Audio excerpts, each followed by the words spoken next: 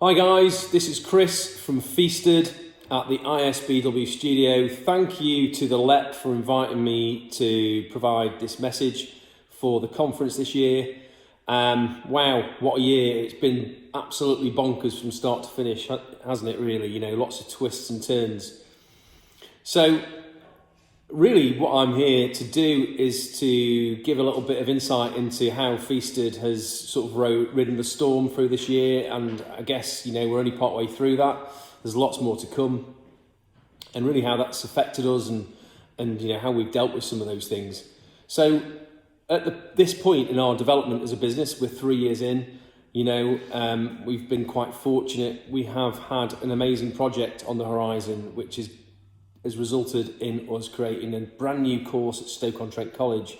This course, we hope and will totally change the way that people learn about food in the future, without a doubt.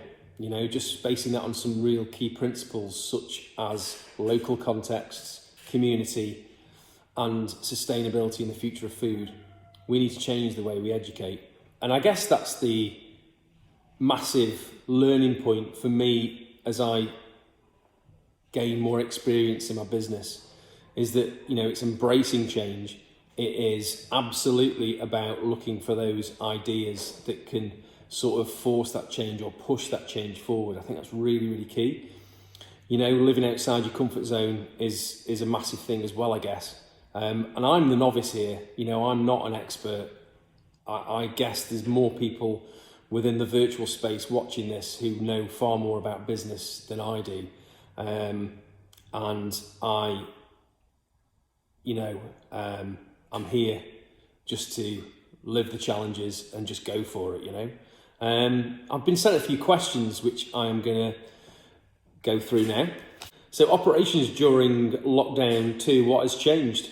So as from next week, although when you see this, this will have already happened, as from next week, sort of mid-November, every Wednesday we Feasted are going to be doing live posts that are designed to help people. I think, you know, the thing for us, it is the long ball game. We're not thinking about now, we're thinking about the future. We need to help people now. We're in a lucky position that we can. I believe everybody can help people. You just need to find a way that works for you, you know. We're going to be giving away free content as from next week, so recipes to help people cook cheap meals. We're also going to focus on helping teachers enable themselves in the digital classroom. There's a lot of teachers that are just thinking, do you know what, I never signed up to be a teacher and be online doing this. But do you know, I think what a great thing to embrace the digital world in the classroom, because teaching will progress more as a result of them embracing that. We need to empower teachers to go, do you know what, if I can stand in front of the kids and do my job, and I can impart knowledge and do that enthusiasm, etc., why can't I do that in front of a camera, you know? That should be a fairly straightforward transition in my mind. We need to empower teachers to do that, and we're going to help them do that. And lastly, we want to provide content that enables students studying GCSEs, hospitality courses to skill up, and also start to embrace some of the ideology and the thought processes that can really put them a rung up the ladder, you know, sort of help them to progress beyond. It's the psychology that matters here, yeah? What is the psychology of a great chef? What is the psychology of a massively successful human being? That's what we want to instill in the young people. Personal development at a young age. Why wait till you're in your 30s or 40s? That's what I say. So, what does the new course look like? This Feasted Gastronomy at Stoke-on-Trent College. What does it look to achieve with the learners? I've just touched upon it there, really. So, yeah, we wanted them to embrace some really high-level skills like molecular gastronomy, fermentation, foraging, all these elements of modern cuisine that often they are not exposed to. What else, though? Much more important is that personal development. It's looking them in the eyes and believing that, helping them to believe and realise that they can absolutely do it, and here in North Staffordshire and Stoke-on-Trent. That is the defining difference that I'd say with Feasted Gastronomy, and that is applicable in any form of education. It's that instilling that belief from outside as opposed to internally. Absolutely. Confidence is grown from the outside, not from the inside. It's not just as easy as surrounding yourself with the right people. Yeah, so I said in the piece that was featured in the LEP's publication around surrounding yourself with great people that help you succeed, that believe in what you're doing. I'd go one step further. You know, it's about having people around you can be really, really honest with, that you can share your ideas. And if they say, do you know what, don't do that thing, that's really, really helpful. People that you know are going to be brutally honest, not just say, yeah, it's wonderful. And so I will back up again what I said. It really is, you know, really important to surround yourself with good people. It might feel that if you're the MD, if you're the CEO, you know, that's really, really challenging. But you got to be able to be honest with yourself. So I'd do that as soon as you can, before you get into a situation where you're responsible for loads of people, because it's going to be much, much harder the bigger you get. Be honest with yourself from early on, all the way. Do you think being socially responsible helps a business to survive?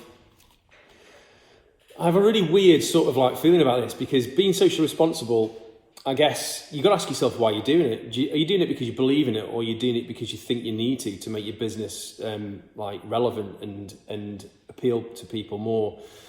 Our involvement in community and all those elements, those added values that are perceived to be, we do that because we believe it to be really, really important. It's interwoven not into just the business, but us as people.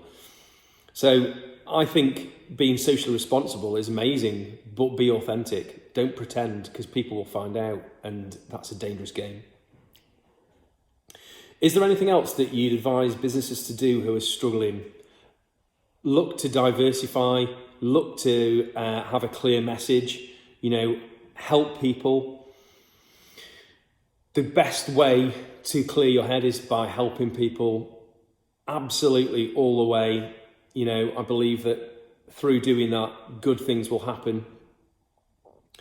It's that simple. I say the same thing to my kids as I'm going to say to you now. Simply be brilliant, you know. What specifically did the Chamber of Commerce do to help? So Chamber of Commerce, it comes back to relationships, it comes back to those people again. There are key people at the Chamber of Commerce who've really helped me. From day one, they've stuck their neck out and gone, hi, this is what I do. You know, I'm really interested in what you do. And we've forged some amazing relationships.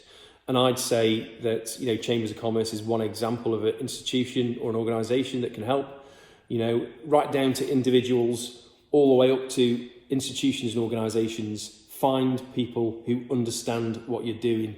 And more importantly, if you're a new business with an idea, understand your ambition. If at any point they flex their eyebrows and question your vision, I'd question whether they're the right person for you.